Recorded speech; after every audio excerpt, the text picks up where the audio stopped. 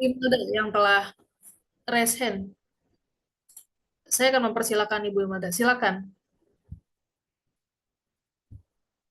Iya, Untuk selamat malam Pak Billy. Tadi di awal ada statement bahwa jangan sampai kita merasa Tuhan sedang diam padahal Dia sedang bicara. Nah, itu kan berarti kita harus mengenali Tuhan bicara apa kepada kita. Nah, ini correct me if I'm wrong. Tuhan bisa bicara kepada kita melalui firman-Nya, melalui keadaan, misalnya pintu tertutup, apa jalan terbuka, melalui uh, orang-orang yang lebih dewasa rohani di sekeliling kita, melalui hati nurani. Nah, tapi dari empat ini tuh kan rasanya yang selain melalui firman Tuhan, yang lainnya tuh agak relatif dan subjektif gitu. Nah, sementara firman Tuhan itu kan nih bener nggak ya? At any point in time, sebenarnya the whole Bible itu bicara kepada kita gitu. Jadi makanya kita nggak pick and choose. Nah, tapi ini menjadikan di level aplikasi jadi susah gitu. Kalau specifically keadaan saya sekarang, Tuhan mau bicara apa sih gitu buat permasalahan saya sekarang. Terima kasih Pak. Ya, thank you. Yang pertanyaan saya tanggepin ya. Saya mungkin agak kurang setuju sama tadi kalimat itu ya. Meskipun saya bisa ngerti poinnya kenapa mengatakan seperti itu ya. The whole Bible berbicara kepada kita. Kenyataannya sebetulnya ya. Tuhan tuh pakai bagian firman Tuhan tertentu berbicara di dalam konteks atau waktu tertentu di dalam kehidupan kita gitu. Ya, the whole Bible itu adalah firman Tuhan, jelas kita percaya itu ya. Kita kalau nggak percaya itu ya kita jadi ini ya, teologinya jadi nggak ortodoks gitu. Em, tapi gini loh saya, the whole Bible betul ya, the whole counsel of God ya. Tapi waktu waktu gini deh, saya ini pakai contoh sederhana ya. Waktu saudara dan saya susah ya, itu Tuhan bisa datang dengan ayat yang menghibur kita gitu. Waktu saudara dan saya ndablek atau sombong, Tuhan bisa datang dengan kita dengan ayat teguran gitu, menyadarkan kita untuk lebih rendah hati, untuk nggak sombong, nggak mencuri kemuliaan Tuhan dan sebagainya. Ini dua kan sama-sama firman Tuhan, tapi dipakai Tuhan di dalam waktu yang berbeda kan. Atau saya ambil contoh ini ya, Pak, di Alkitab ya. Em, Tuhan Yesus pernah tanya kepada Petrus ya, waktu Petrus setelah jatuh terus kemudian dia dipulihkan sama Yesus sebelum naik ke sorga, dia mengambil waktu berbicara kepada Petrus untuk pemulihannya kan. Ya, Tuhan Yesus tanya, apakah engkau mengasihi aku lebih daripada yang lain ini gitu kan ya. Lalu terus kemudian diakhiri dengan gembalakanlah domba-dombaku gitu kan. Itu perkataan Tuhan Yesus. Whereas Petrus itu pernah sok tahu ya, pernah di waktu yang lain dia pernah sok tahu mau menghindarkan Yesus untuk nggak usah disalib. Terus Yesus bilang kalimat, hanyalah engkau iblis gitu. Itu dua-dua dari Yesus, dua-duanya kepada Petrus. Coba kalau saudara balik ini kalimatnya gitu ya. Waktu misalnya Petrus mau dipulihkan, terus kemudian Yesus bilang, enyahlah engkau iblis. Apa nggak bunuh diri Petrus waktu itu gitu? Nah, maksudnya saya ngomong. Ini kalimatnya Yesus loh. Yesus nggak datang dengan kalimat nyahlah iblis, enggak gitu. Itu timingnya salah kalau dia ngomong kalimat itu ya. Kita tahu Yesus nggak pernah salah. So, poin yang saya mau katakan adalah Tuhan tuh berbicara kepada kita. Betul, kita percaya seluruh kitab suci itu adalah firman Allah. Betul ya. Tapi Tuhan akan membicarakan bagian tertentu di dalam konteks tertentu pada waktu dan tempat tertentu di dalam kehidupan saudara dan saya gitu. Karena Tuhan itu konteks sensitif. Thank you Pak. Penting ya saya untuk bisa mengenali Tuhan berbicara kepada saya itu ayat yang mana gitu. Ya. Oke, silakan ini yang lain atau gimana? ya, Bu Mel. Ya. ya, baik. Ya, silakan untuk Bapak Ibu Saudara yang lain yang ingin bertanya bisa langsung klik icon untuk raise hand. Nanti kami akan mempersilakan. Apakah ada?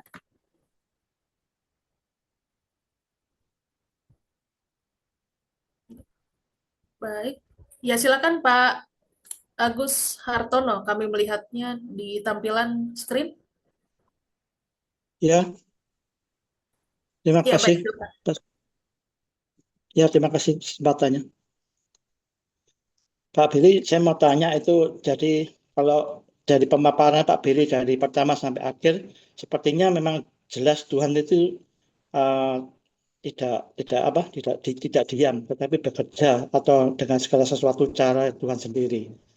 Ya, berarti ada pemaparan yang mengatakan di absence of God itu seperti apa, Pak Billy? Apakah memang kita itu ada sisi-sisi misterium dalam pengertian kita memahami Tuhan itu atau bagaimana?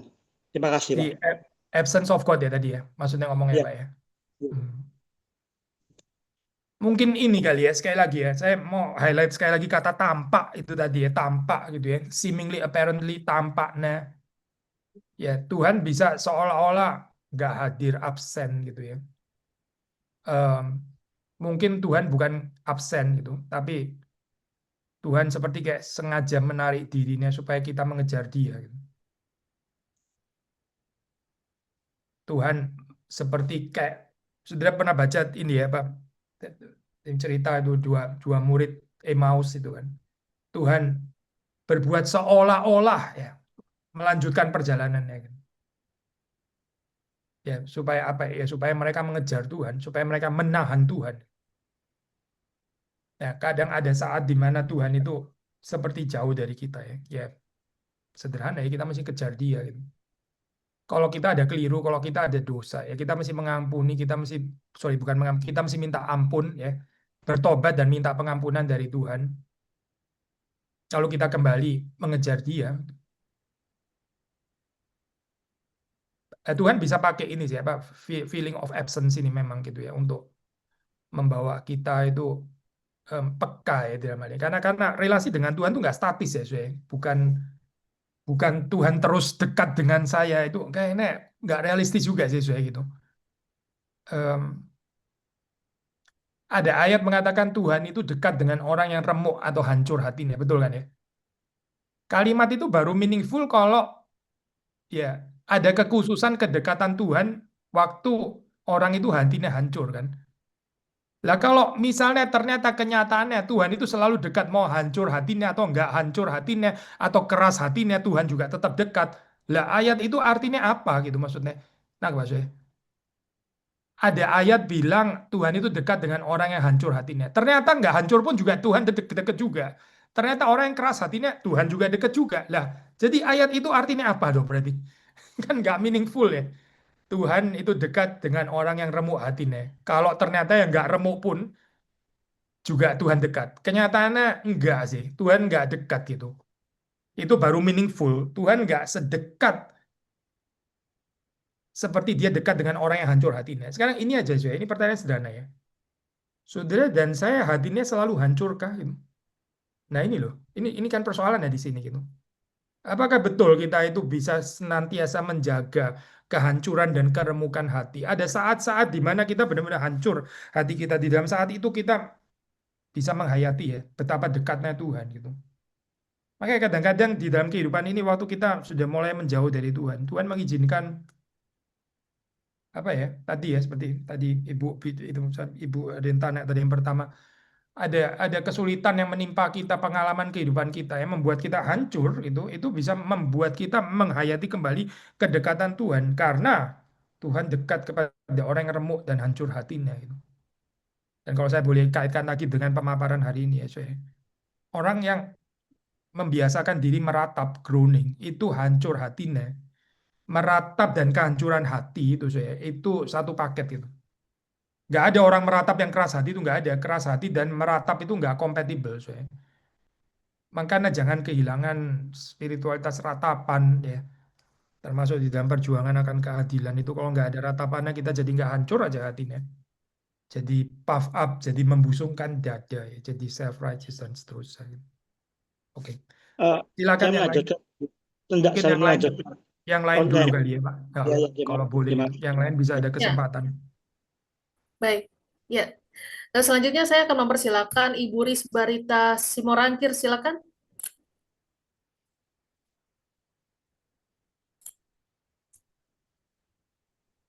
Selamat malam. Malam Bu. Ya. Oh iya, dengar. Pak, saya tadi pas apa itu ya? Prolog atau apa tuh Pak yang pas pembukaan Pak. Itu Bapak ada sampaikan bahwa terkadang Tuhan itu ternyata tidak diam gitu Pak. Ternyata Tuhan itu tidak diam tetapi dia berbicara. Cuma Mhm. kita terkadang tidak mendengar suaranya. Mhm. Kelihatan Tuhan itu diam, tetapi ternyata dia berbicara karena kita terlalu banyak mendengar suara-suara lain. Itu tadi Iya, Bapak bilang di iya. pembukaan, Pak.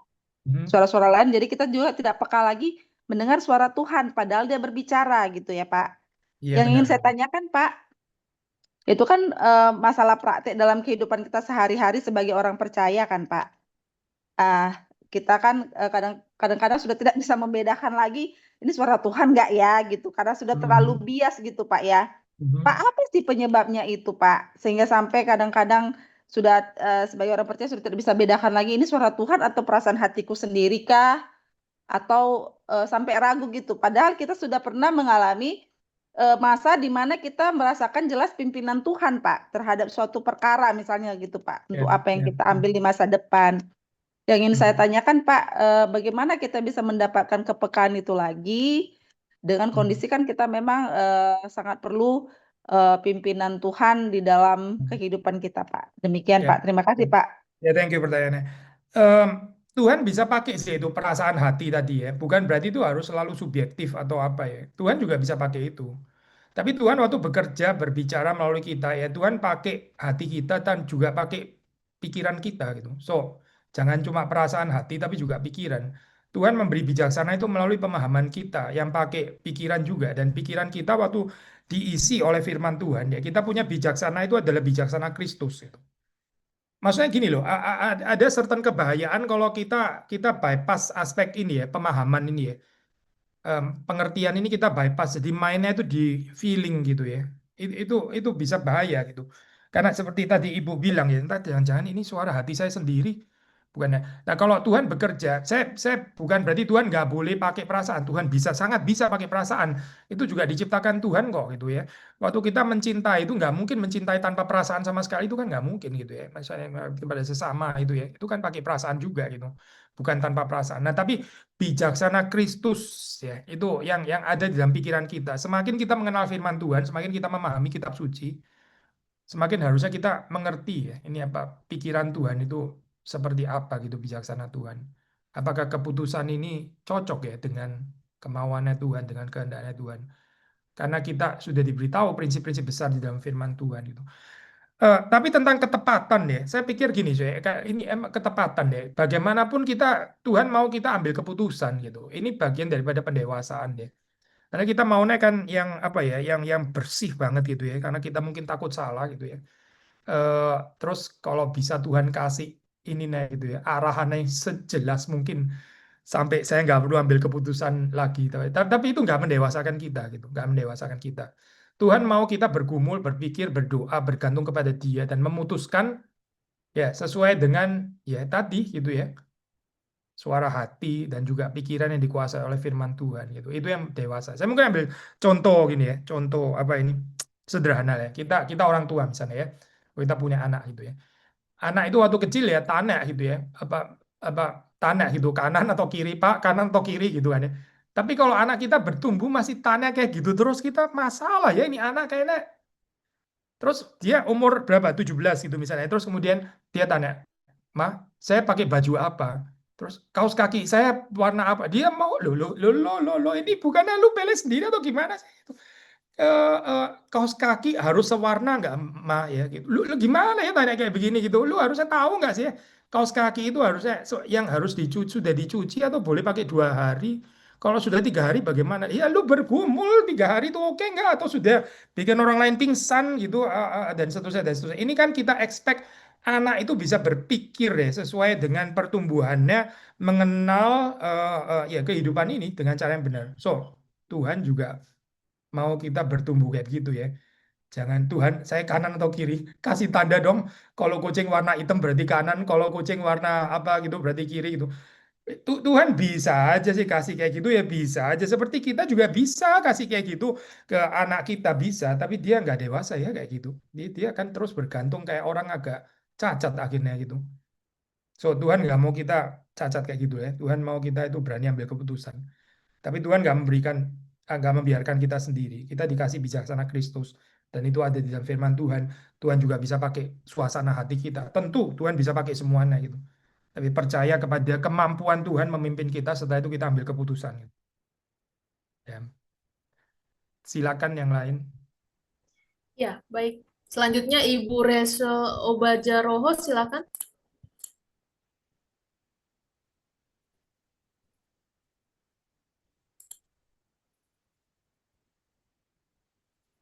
Gak ada suara ya, gak ada ini.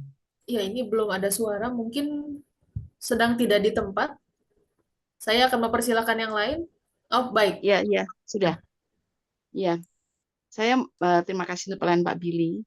Sebelumnya saya mau bertanya mengenai kalau seandainya ada orang Kristen yang sudah lahir baru, yang sudah punya iman sejati, tetapi pada saat dia mengalami penderitaan, kita membawa bahwa itu untuk kebaikan dia supaya dia makin mengenal Tuhan, masuk dalam rencana Allah yang kekal, dan itu berkaitan dengan hal yang bernilai kekal. Tetapi dia tidak bisa dihiburkan oleh hal kebenaran, tetapi dia terus mencari kebaikan-kebaikan yang berkaitan dengan hal yang sementara di dunia ini. Pertanyaan saya, itu mengapa ya Pak? Ya. Tapi asumsinya dia sudah lahir baru ya, katakanlah dia sudah lahir baru. Iya, Gitu. asumsinya begitu. Tapi dia tetap baru terhibur kalau ada kebaikan yang dia bisa lihat di dunia ini. Dia nggak bisa melihat kebaikan yang bernilai kekal yang justru lebih berharga dan istimewa. Mungkin dia perlu waktu juga ya, masih perlu waktu untuk bertumbuh gitu. Maksudnya gini, waktu Tuhan menghibur sih, Tuhan juga bisa menghibur melalui kebaikan-kebaikan, bahkan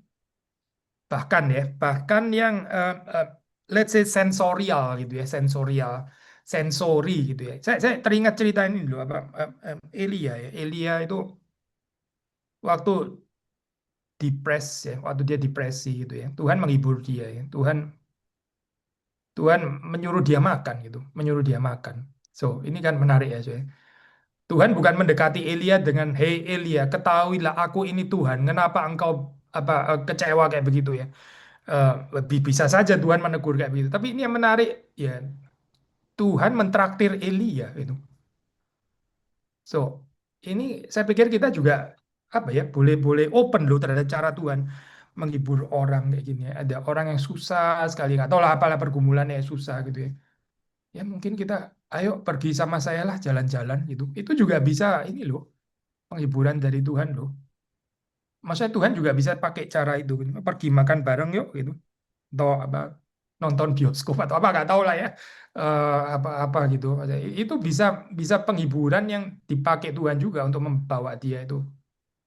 Lihat itu hidupmu itu isinya bukan cuma penderitaan ini loh, masih ada kesetiaan Tuhan, masih ada kebaikan Tuhan yang kamu bisa kecap juga gitu. Itu bagian itu I think kita sebagai orang yang mau menghibur ini orang-orang kita layani juga boleh buka bagian itu juga gitu.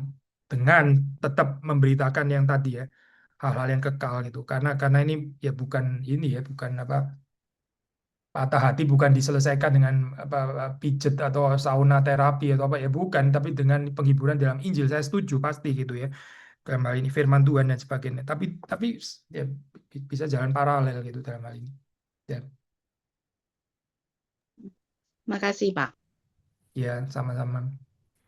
Ya, baik. Tadi kami juga sempat melihat Ibu Suryani yang raise hand, namun kemudian menghilang dari pandangan saya ya. Silakan Ibu Suryani, saya akan mempersilakan. Iya, terima kasih Bu Melisa sama Pak Billy. Sebenarnya saya mau tanya, pertanyaannya lebih kurang sama dengan Ibu Risbarita, lebih kurang sama ya. Jadi bagaimana kita itu eh, mengetahui ini adalah suara Tuhan atau suara yang lain? Karena saya pernah dengar kesaksian ada satu orang bapak, dia mengendarai mobil. Lalu tiba-tiba ada suara yang mengatakan kamu jangan ke arah sana gitu loh, karena berbahaya. Nah, pada saat kita di situasi begitu, bagaimana kita tahu sebenarnya ini suara Tuhan atau suara apa gitu loh, atau suara siapa gitu loh. Ya, seperti saya ingat cerita Samuel ya, waktu kecil dia kan dipanggil Tuhan, dia juga tidak bisa mengenali suara Tuhan gitu sampai Elia ngomong. Jadi ya sometimes kita juga bingung bagaimana kita tahu ini suara yang benar atau suara yang salah. Iya, saya lebih tertarik untuk ini sih, mengenal suara Tuhan melalui kitab suci yang kita lebih peka ya. Setelah itu ada saat-saat khusus Tuhan menggerakkan kita dengan apa itu hal-hal yang insidental kayak begitu ya. Kita bisa uji lagi. Tapi ini sama sekali nggak boleh menggantikan apa ya berbicaranya Tuhan kepada kita melalui firman-Nya gitu. Kalau kita bergantung suara Tuhan itu kepada hal-hal kayak begini ya, maksudnya berhenti, matiin sepeda motor gitu misalnya, ganti mobil, naik becak. Waduh, ini repot deh, saya mereduksi kekristenan ke arah sini ini repot banget loh. Eh, Kenapa kita nggak dilimpahi dengan perkataan suara Tuhan yang ada di dalam kitab suci? Plus setelah itu ya, ada pemeliharaan Tuhan khusus ya. Saya nggak harus ini siapa overly kritis atau nggak memberikan tempat sama sekali untuk hal-hal kayak begini gitu ya. Tapi saya pikir kita harus lebih punya concern, kita ini kenal nggak ya kitab suci gitu. Itu loh, ini pergumulan kita yang belum selesai. Saya juga belum selesai belajar ini gitu. Saya lebih lebih terpacu untuk mengenal ini, mengenal kelimpahan suara Tuhan di dalam kitab suci daripada waktu saya di perempatan jalan atau di apalah di gunung atau apa gitu. Ini jalan terus atau bagaimana ya? Jangan-jangan ada macan atau apa gitu. Well, ya sudahlah, kita hidup di dalam pemeliharaan Tuhan memang. Kalau matinya waktunya mati ya mati. Kalau memang ada kecelakaan ya kecelakaan. Tapi saya kan tahu bagaimana apa ya, masih mempersiapkan diri apa itu supaya nggak harus mengalami kecelakaan dan sebagainya. Tapi hidup memang di dalam pemeliharaan Tuhan gitu. Itu menurut saya lebih lebih penting ya daripada kita mengarahkan ya pertanyaan-pertanyaan gitu ini ke ya hal-hal seperti itu. Termasuk waktu kita mau menginjili ya. Mungkin kita expect ini ya, kayak masuk memberitakan Injil. Kita bisa tanya, Tuhan, saya mau ke orang yang mana karena begitu banyak orang di jalan ini gitu misalnya. Tapi Tuhan mungkin mau kita memberitakan Injil kepada semua orang. Setelah itu ada sebagian yang ditolak, mungkin ada yang disobek traktat teh, ada yang dicuekin, tapi juga ada yang terima gitu. Mungkin pengalaman itu lebih penting kali untuk kita daripada kita berharap ketemu dengan satu orang yang langsung terima gitu ya. Kita maunya kayak gitu, seperti kayak lebih indah gitu ya. Tapi mungkin itu nggak indah menurut Tuhan loh, karena kita nggak ada pengalaman ditolak. So, ya memberitakan Injil kita kita ke semua orang, termasuk ada yang ditolak, ada yang marah-marah, tapi juga ada yang rendah hati, ada yang mau didoakan dan sebagainya. Menurut saya itu ya, itu pengalamannya juga dialami oleh para rasul gitu. Ya, Oke, makasih Pak. ya, Ya, baik. Selanjutnya kami masih membuka kesempatan. Jika ada Bapak Ibu Saudara yang masih ingin bertanya, silakan. Jika tidak ada, kami akan segera mengakhiri untuk sesi diskusi dan juga pertemuan pada malam hari ini. Baik, kalau begitu pertanyaan dari Ibu Suryani menjadi pertanyaan yang terakhir dalam